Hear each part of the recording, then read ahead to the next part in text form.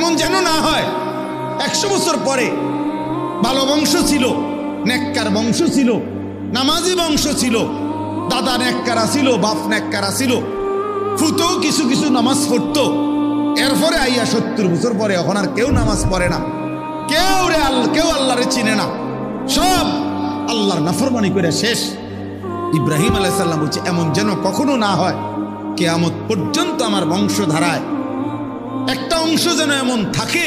যে যারা সর্বদাই উম্মতে মুসলিমা, আপনার আনুগত্য, আপনাকে আত্মসমর্পণকৃত, আপনার অনুসার, আপনার আদেশ মানে এরকম মুসলিম একটা গ্রুপ, একটা বংশের একটা অংশ কিয়ামত পর্যন্তের জন্য আপনি কবুল করেন।